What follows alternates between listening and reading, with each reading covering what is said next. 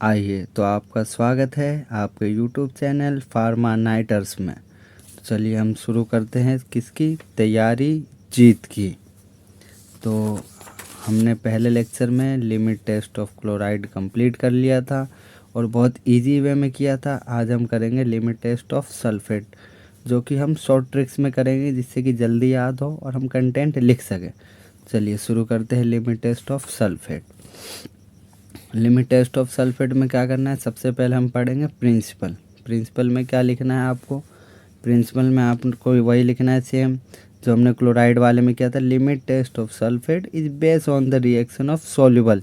अब यहाँ हम सल्फेट का कर रहे हैं तो सल्फेट लिखेंगे, क्लोराइड का किया था तो क्लोराइड लिखेंगे। विथ बेरियम क्लोराइड, किसके साथ कर रहे हैं हम, बेरियम क्लोराइड के साथ में, इन द प्रेजेंस ऑफ किसके, dilute hydrochloric acid, dilute hydrochloric acid के प्रेजेंट में। और फॉर्म क्या होगा आपका, बेरियम सल्फेट फॉर्म होगा, जो कि आपका अपीयर्स कर देगा सॉलिड पार्टिकल्स को, टर्बिडिटी शो कर जाएगा।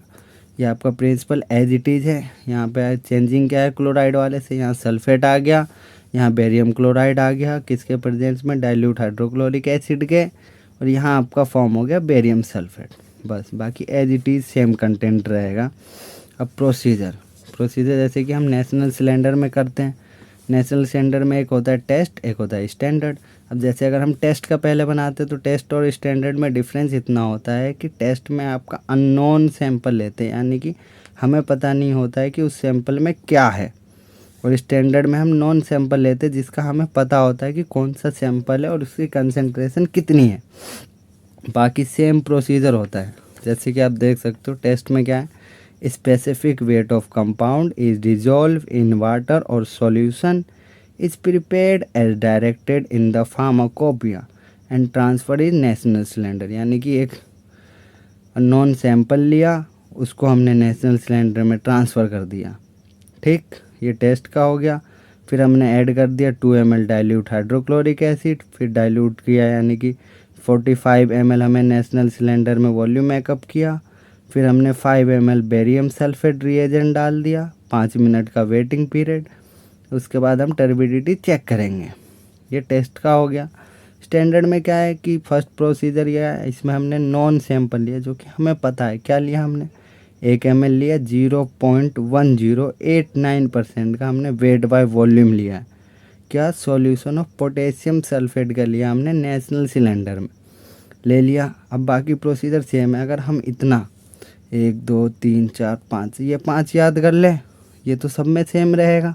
आपको ये याद करना है, आपने इतना याद कर लिया, आप आराम से कंटेंट लिख सकते हो। आप एग्ज़ाम में चाहे तो इस फॉर्मेट से भी लिख सकते हो और चाहो तो ऐसे लिख दो कि टेस्ट सैंपल यहाँ लिख दिया, ये कंप्लीट किया, फिर यहाँ आपने लिख दिया स्टैंडर्ड कंपाउंड, फिर यहाँ से स्टैंडर्ड, उससे पेज आपका भरेगा। जितना ज़्यादा पेज भरोगे उतना बेनिफिट होगा, लेकिन कंटेंट सही लिखना है।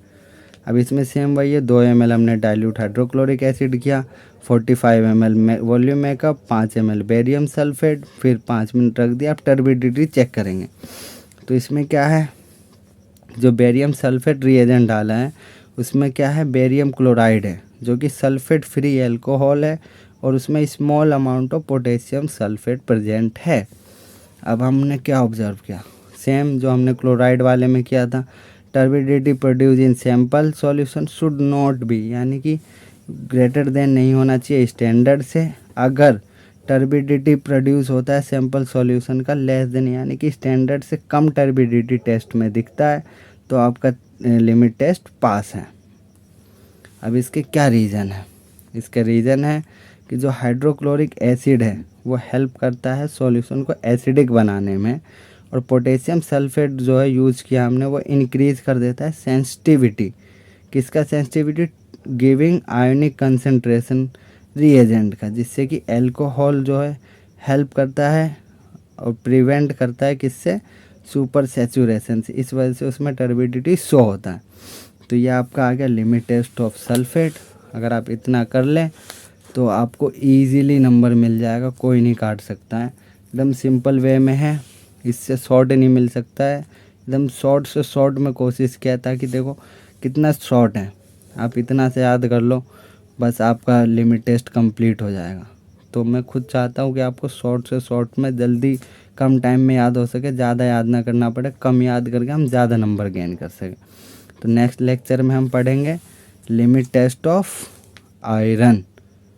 तो नेक्स्ट लेक्चर में जुड़े रहेंगे आप लोग। Thank you.